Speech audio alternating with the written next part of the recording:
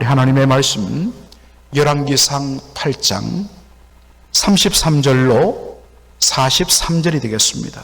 만일 주의 백성 이스라엘이 주께 범죄하여 적국 앞에 피하게 되므로 주께로 돌아와서 주의 이름을 인정하고 이 전에서 주께 빌며 간구하거든 주는 하늘에서 들으시고 주의 백성 이스라엘의 죄를 사하시고 그 열조에게 주신 땅으로 돌아오게 하옵소서.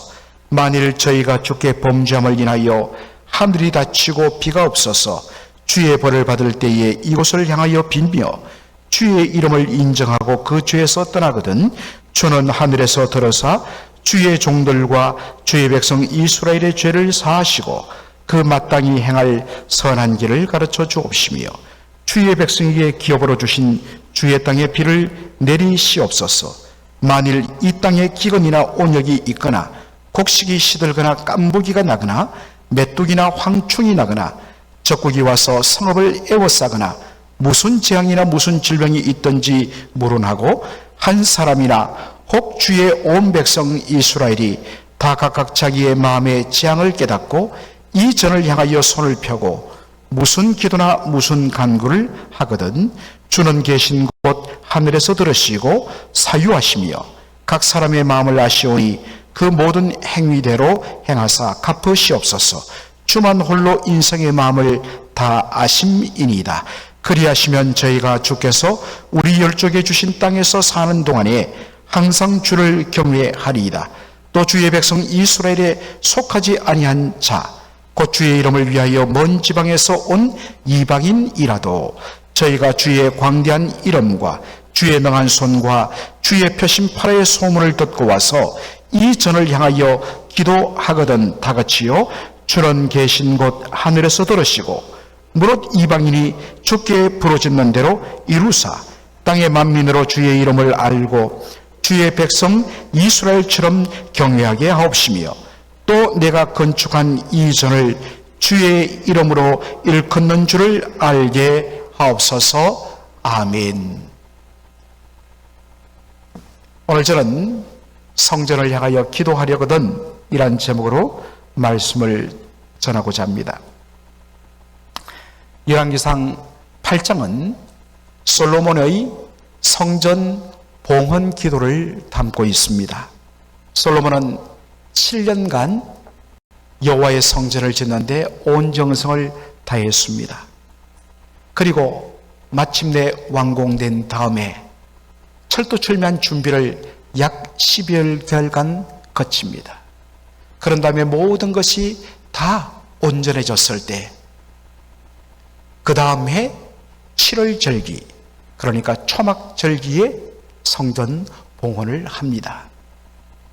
성전을 봉헌할 때에 가장 먼저 했던 것은 바로 하나님의 임재의 상징이요 하나님께서 말씀으로 이 땅을 다스리심을 고백하는 여호와의 언약궤를 성전의 가장 안쪽인 지성소 내소에 봉헌한 후에 손을 들어서 하나님 앞에 간절하게 기도를 합니다. 그런데 어제 본문에서 우리가 봤듯이 솔로몬은 자기가 7년간을 정성을 다하여 지은 이 성전의 한계를 명백하게 압니다. 그리고 이 성전을 왜 세웠느냐, 그리고 성전의 역할이 무엇이냐를 명확하게 다시 한 번 더 하나님 앞에 고백하는 기도를 올립니다. 열왕기상 8장 27절을 보면 하나님이여 하나님이 참으로 땅에 그하시리까 하늘과 하늘들의 하늘이라도 주를 용납지 못하겠거든 하물며 내가 건축한 이 전이오리까 라고 그렇게 고백합니다. 여러분, 하나님은 그 영광과 권능과 그분의 그 능력이 무한하고 정말 영원하신 분이십니다. 우리가 표현을 무한 그리고 영원이란 표현을 쓰지 이것은 정말 도무지 우리 인간의 언어로 표현하긴 하지만은 그것을 가히 우리가 다 그려볼 수가 없습니다. 그래서 하늘들이라도, 하늘과 하늘들의 하늘이라도 주를 용납지 못합니다. 주님을 다 포함하고 주님을 다 수용하지 못합니다 라고 고백합니다. 히브리인들은 하늘을 세 개의 청으로 이루어진 것이라고 생각했습니다. 첫 번째는 우리가 잘 아는 바로 스카이, 눈에 보이는 푸른 하늘, 새가 날아다니고 구름이 떠있는 하늘, 그것을 스카이라고 그러죠. 그 다음에 그 하늘을 넘어 그 위에 있는 해와 달과 수많은 은하계가 자리 잡고 있는 우주 공간, 이것을 영어로 스페이스라고 이야기하죠. 그리고 공간적으로 그 위가 아닌 사실은 온전히 주께서 다스리시고 거하시는 헤븐이라고 말하는 소위 천국 낙원이라고 그렇게 번역되는, 적어도 이렇게 세 청으로 이루어졌다. 그래서 이것을 삼청천이라, 세 개의 청으로 된 하늘이라, 그렇게 한자로 번역을 합니다. 고린도 후서 12장에 보면 바울이 어느 날 하나님에 의해서 위로 그의 몸에서 영혼이 끌어올려져서 삼청천에 올라갔다, 그 표현을 하죠.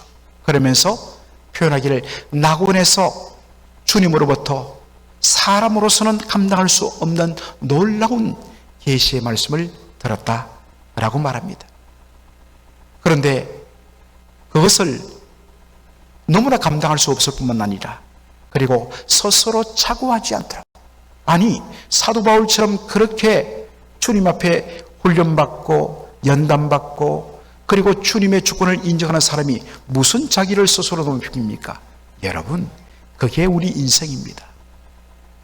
아무리 은혜 받고 아무리 훈련되었더라도 뭔가 내가 다른 사람보다 더 어떠한 것을 가졌다, 들었다 하면요, 그 죄성이 아직도 우리의 마음속에 남아있기 때문에 그것이 꿈틀대어서 나는 이거 아는데 너는 모르지, 스스로를 높이는 그러한 유혹에 얼마든지 빠질 가능성이 있다는 것을 우리 주님이 아셨습니다. 그래서 주님이 스스로 높이지 못하도록 육신의 가시, 사단의 사조로 명명된 어떤 특별한 고통을 주는 질병을 그에게 주셨다라고 말하죠. 그러한 스카이를 넘어, 스페이스를 넘어 그 위에 하나님이 온전히 거하신다고 말하는 그 낙원조차도 사실은 무한하고 영원하신 하나님의 그 영광과 임재를 다 컨테인, 담아낼 수 없다고 이야기합니다. 하물며 우리 인생이 이 땅 위에 지은 이 성전이겠는가라고 말합니다. 참 저는 우리 교회 오면서 때로 이렇게 코스를 바꿔보면 대략 봐도 거의 방이 한 10개 이상 되어 보이는 어마어마하게 거대한 저택을 보곤 합니다. 야, 어떻게 저렇게 크지? 그런데 여러분 어떻습니까? 조금만 위로 비행기만 타고 올라가서 봐도 그 집이 성냥갑과 같습니다. 그게 우리 인생입니다. 하물며 아무리 그 당시 수준으로 크게 지었다 할지라도 이 땅에 인간이 지은 이 성전에, 이 건물에 어떻게 무한 영원 광대하신 하나님께서 거하실 수 있겠느냐? 자신이 크게 지어서 거기에 자기가 믿는 신을 그렇게 모실 수 있다고 생각하는 것, 이게 뭐냐? 가짜란 겁니다. 그런 의미에서 진짜 참 하나님을 믿는 신앙은 어떤 건물로도 어떤 것으로도 그 하나님 담아낼 수 없다. 이게 진짜입니다.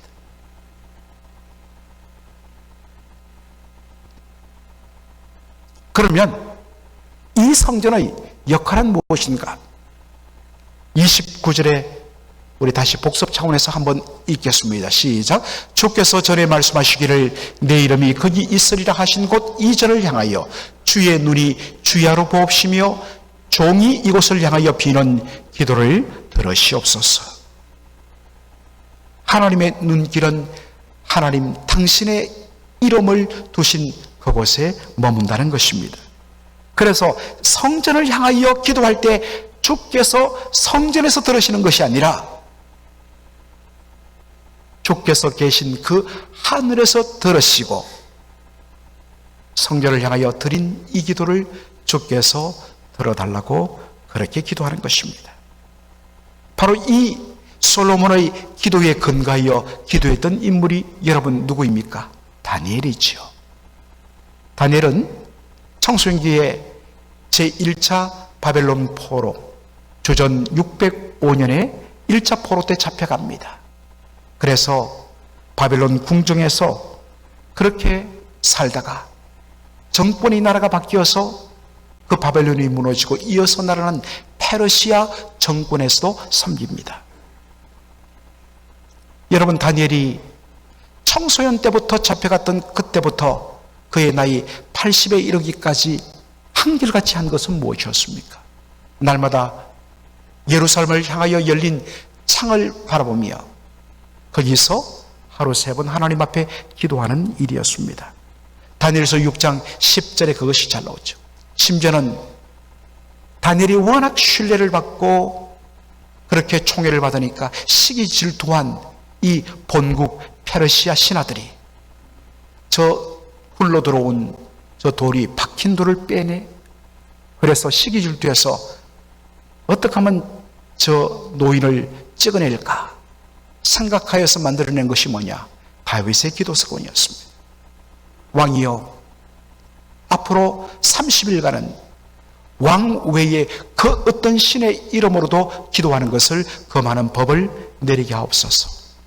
만일 그것을 어기면 바로 사자굴에 던져넣어 죽게 하옵소서. 왕이 그냥 서명을 합니다. 날인을 합니다. 그런데 이 조서에 찍힌 의인이 찍힌 것을 알고 다니엘이 이 말도 안 되는 이러한 내용으로 목숨의 위기를 처했음에도 불구하고 그가 포기하지 못했던 건 뭐였습니까? 집으로 돌아가서는 그 방의 예루살렘을 향하여 열린 창에서 전에 하던 대로, 여러분 전에 행하던 대로란 말은 뭐겠습니까? 특별 집회하니까 왔다가 집회 끝나니까 안 보이는 분들이 좀 계시는데 그게 아닙니다. 처음부터 지금 이때까지 한결같이 여러분 이게 굉장히 귀한 겁니다. 전에 행했던 대로 지금도 그대로 하루 3번씩 무릎을 꿇고 기도하며 그 하나님께 감사하였더라. 오늘 이렇게 새벽에 비가 많이 오는데도 정말 여기에 오신 분들 늘 전에 봤던 그분들이에요. 너무 고맙습니다. 여러분께 하나님께서 특별한 복을 내리실 줄 주의 이름으로 축복합니다. 오늘 여러분들이 기도하는 모든 기도에 하나님께서 특별히 응답하시는 역사 있기를 주의 이름으로 축원합니다. 전에 행했던 대로 어디를 향했어요? 예루살렘으로 향하여 열린 창에서 예루살렘을 향하여 왜 기도했을까요? 예루살렘에 무엇이 있습니까? 여호와의 성전이 있기 때문입니다. 그런데 여러분, 엄밀한 의미에서 지금 페르시아 때입니다. 이미 바벨론 왕 느부갓네살 왕 주전 586년에 남왕국 유다가 무너지면서 성전도 같이 불타 사라졌습니다. 예루살렘에는 성전이 없습니다. 그런데 성전이 있던 곳 예루살렘을 향하여 기도했다. 왜 그렇습니까? 하나님은 하늘에서 들으시고 그 기도를 응답해 주신다는 약속의 말씀 때문입니다. 더군다나 지금은 그럼 우리는 어떡할까요? 여러분, 예수 그리스도께서 참 성전이 되셨습니다. 왜 예루살렘의 성전이 사라졌느냐? 참된 성전 되신 예수님께서 이 땅에 오셨기 때문입니다. 그러므로 이 말씀을 우리는 참 성전 되신 예수 그리스도께 그분의 이름으로 나가는 것입니다. 하나님 말씀하십니다. 예수님 약속하시죠. 누구든지 이제부터 아들의 이름으로 기도하는 자, 그 모든 기도를 하늘에 계신 아버지께서 온전히 다 들어주시리라. 오늘 예수님의 이름으로 여러분이 간구하는 모든 간구에 하나님께서 응답하시는 축복이기를 주의 이름으로 축원합니다. 자, 오늘 본문에 보면, 어제부터 내일까지 살피면 총 7개의 기도를 하나님 앞에 올립니다. 오늘 본문에 보면 4개가 나오는데 그 간구의 내용이 뭐냐? 우리가 전쟁에 나갔다가 적군에 의해서 대피를 당했을 때, 그리고 하늘이 닫히고 비가 한 방울 내리지 않아 가뭄이 극심할 때, 그리고 각종 자연재해로 말미암아 너무나 땅에 고통이 임할 때, 그리고 마지막 이방인들이 이 성전에 와서 기도할 때, 이 4가지의 기도를 다루고 있습니다. 적에서 패했을 때, 비가 내리지 않았을 때, 자연재해가 일어났을 때, 여러분 앞에 3가지를 다룰 때 특별히 주의할 것이 무엇입니까? 실패하고 어려움 겪고 어떤 중병에 걸리고 그리고 여러 가지 힘든 일이 있을 때 우리가 주의해야 할 것은 저거 다 범죄했기 때문에, 하나님 앞에 잘못했기 때문에 하나님이 심판하신 거야 라고 접근해서는 안 됩니다. 그런 원인도 있을 수 있습니다. 그러나 함부로 모든 어려움과 실패와 질병을 다 죄로 연결하는 것, 굉장히 위험한 비성경적인 생각입니다. 여러분 욥기를 읽어보면 알지 않습니까? 욥의 세 친구가 위로한답시고 왔다가 욥의 속을 완전 발칵 뒤집어 놓죠. 말만 달리 했을 뿐, 자그마치 5장부터 거의 30장에 이르기까지 3번씩 돌아가면서 각자가 3번씩 욥과 논쟁하며 욥의 마음을 완전히 칼로 도려냅니다.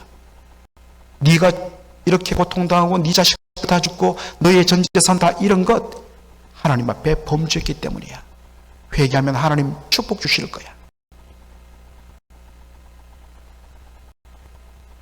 이게 사람을 죽이는 일입니다.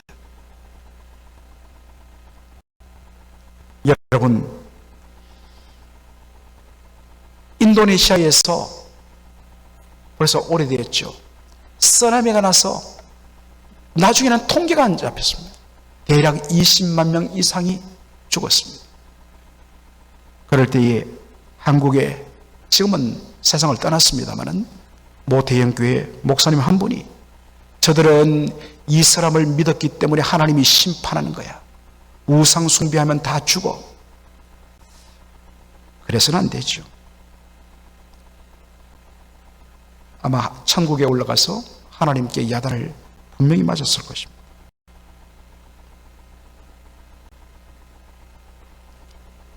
여러분 아십니까? 인도네시아가 인구가 굉장히 많습니다. 여러분, 인도네시아의 무슬림 나라지요. 그런 놀랍게도 그 핍박 가운데서 인구의 10%가 예수를 믿습니다. 3천만 명이 예수를 믿습니다. 우리 한국 1,000만 명 성도 거짓말인 거 아시죠? 지금 현재로서는 개신교가 한 400만 명도 될까 말까 합니다. 숫자적으로 따져도 인도네시아가 훨씬 더 기독교 국가예요. 어떻게 그런 말을 해요, 함부로? 함부로 여러분 다른 분들을 판단해서 안 됩니다. 다만 오늘 본문의 이 세 케이스는 다 그들이 적군에 패배하고 하늘이 닫히고 비가 내리지 아니하고 그리고 자연재해의 원인을 바로 죄 때문에 일어난 것으로 명시적으로 말합니다. 그때는 뭐 해야 됩니까? 회개하라는 것입니다.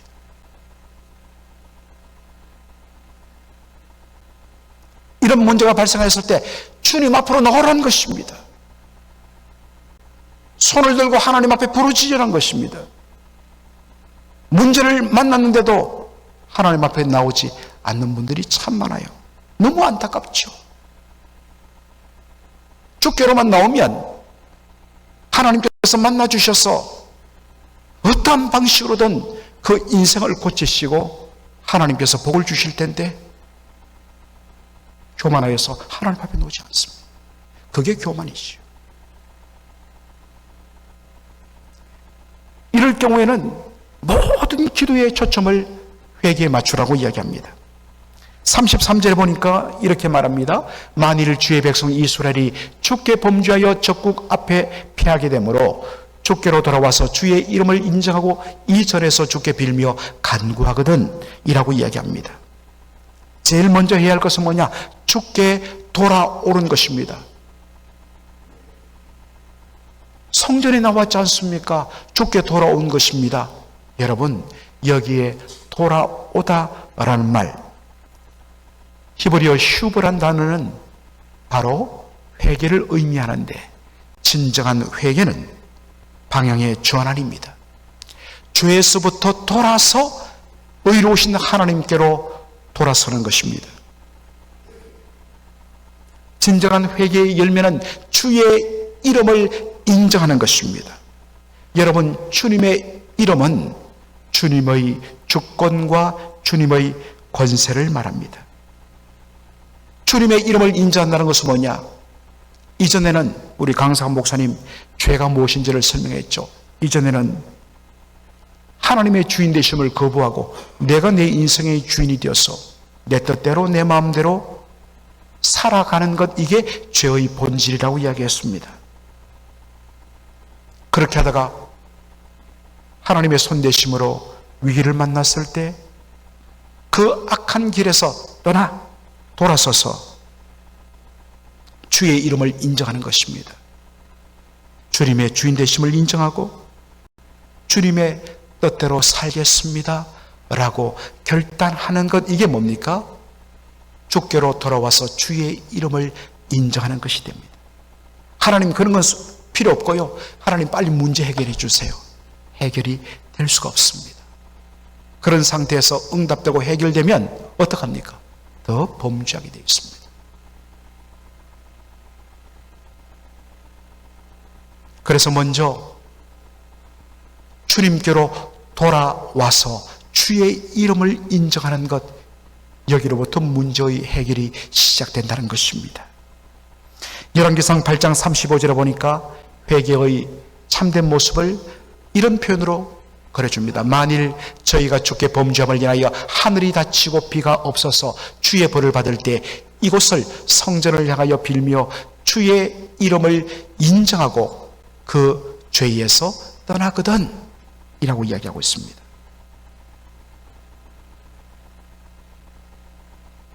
회개할 때 반드시 요구되는 것이 뭐냐? 주의 이름을 인정하는 것은 그 열매로 뭐가 나타나냐면 죄에서 떠나는 것으로 열매 맺는다는 것입니다. 이 똑같은 기도가, 성전 봉헌 기도가 담긴 것이 역대하 7장입니다. 똑같습니다. 하늘이 닫히고 비가 내리지 않고 메뚜기가 토산을 다 집어삼키고 연병으로 인하여서 수많은 백성들이 죽어나갈 때에 내 이름으로 일컫는 내 백성이 그 악한 길에서 뭐하라?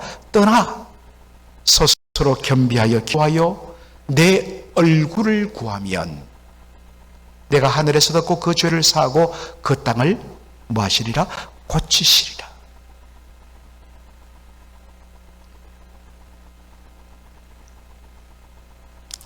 제일 먼저 해야 할 것이 뭐냐? 그 악한 길에서 떠나는 것입니다. 그러한 가운데 겸비한 마음으로 주의 긍휼과 용서를 구해야 주님이 들어주십니다. 그런데 죄에서 떠나지 않는 채 그 악한 길에 그대로 서 있는 채 하나님 이 문제 해결해 주세요. 하나님 아세요. 이거 해결해 주면 더 죄를 짓는 것 아십니다. 그래서 어떤 의미에서는 그런 사람에게 응답치 않는 것이 주님의 축복의 응답인 역설인 것입니다.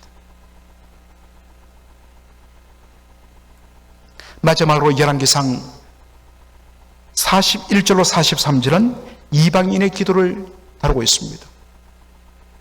하나님의 백성 아닌 이방인들, 할례 맞지 못한 심판받아 마땅한 이방인들이 멀리서부터 언젠가 주의 크신 이름과 주의 능력을 듣고서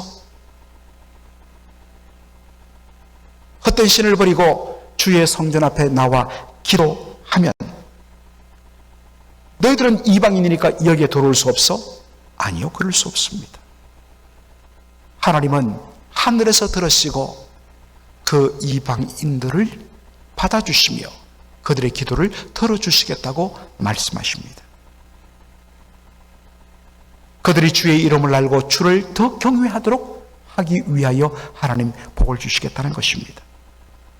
여러분, 그렇다면 어떻게 이방인들이, 하나님을 모르던 그들이 우리 주님의 크신 이름을 듣고 주님의 능력을 사모하면서 하나님의 전으로 나와 기도할 수 있게 되었을까? 여러분, 하나님께서 이스라엘 백성들을 출애굽 구원하여 주시고 그들에게 하나님의 계명과 율법, 언약의 말씀을 주시고 어디로 보내십니까? 40년 광야 생활을 거쳐서 약속의 땅 가나안 땅으로 보내십니다. 왜 보내셨습니까? 그 땅에서 잘 먹고 잘 살도록 하기 위해서, 물론 하나님께서 하나님 백성들에게 모든 것을 다 공급해 주시겠다 했습니다. 그러나 하나님이 그들을 출애굽시키고 말씀을 주시고 약속의 땅으로 보낸 이유는 그들이 그 약속의 땅에서 하나님의 말씀으로 다스림 받는 하나님 백성의 삶을 삶으로 그 주변에 있던 수많은 이방인들이 자신들이 믿던 신이 거짓된 신이요, 오직 내 중심으로 내 탐욕만을 위해 살던 자기중심적인 삶이 얼마나 사망의 삶인가를 이스라엘 백성들을 통하여 깨닫는다는 것입니다. 저들이 믿는 여호와 하나님만이 참 유일하신 하나님이요, 저들처럼 서로 사랑하며 섬기며 사는 것이 진짜 인생의 행복인데 우리가 너무나 타락한 삶을 살았다. 누구를 통하여 안다고요? 이스라엘 백성들의 삶을 통하여 안다는 것입니다. 그래서 하나님께서 그들에게 너희는 제사장 나라가 되리라 말씀하신 것입니다. 바로 그들의 모습을 보고 그 이방인들이 주의 크신 이름과 그 위엄을 알고 주께로 나와 기도할 때 하나님 그 기도를 받아주신다는 것입니다. 더욱더 주를 경외하게 만든다는 것입니다. 여러분, 우리를 통하여 믿지 않는 사람들이 나도 당신이 믿는 그 하나님을 믿고 싶다 입니까? 아니면 당신을 보니까 도무지 나는 하나님을 믿을 수 없다 입니까? 오늘 본문에 보면 하나님께서 적군에게 패배당하게 하시고 기근이 일어나게 하시고 가뭄이 일어나게 하시고 자연재해와 연병을 통하여, 여러분 그런 일을 당하면 얼마나 고통스럽습니까? 외형상으로는 심판이요 저주처럼 보입니다. 그러나 사실은 그 속에 타락하고 범죄한 하나님의 백성을 다시 돌이켜 회복시켜 살리시려는 하나님의 놀라운 사랑에, 그 놀라운 사랑이 그 속에 담겨 있다는 것입니다. 사랑하는 성도 여러분, 여러 가지 어려움을 겪을 때 우리가 무조건 다 죄 때문이다 라고 해서는 안 됩니다.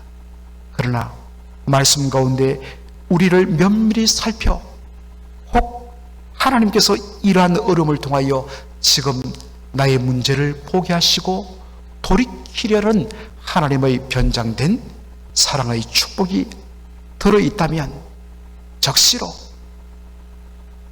주의 이름을 인정하고 그 악한 길에서 떠나 주님의 은혜를 구하는 저와 여러분이 되기를 주의 이름으로 축원합니다. 아멘.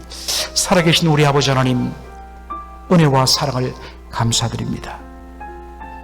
오늘 비가 오는 이 새벽에도 이 비를 뚫고 은혜의 보좌 앞으로 달려나온 귀한 사랑하는 성도들 한 분 한 분들을 주께서 기억하여 주시고, 특별히 이 말씀을 통하여 이 말씀 붙들고 주님 앞에 기도함으로 하나님께서 우리 성도들이 품은 모든 기도에 신실하게 응답하시는 놀라운 복을 받는 복된 시간 되게 축복하여 주시옵소서. 이 시간도 손을 들고 주의 이름으로 구하는 모든 기도에 하나님 한 신실하게 응답해 주시기를 바라오며 예수님의 이름으로 기도하옵나이다.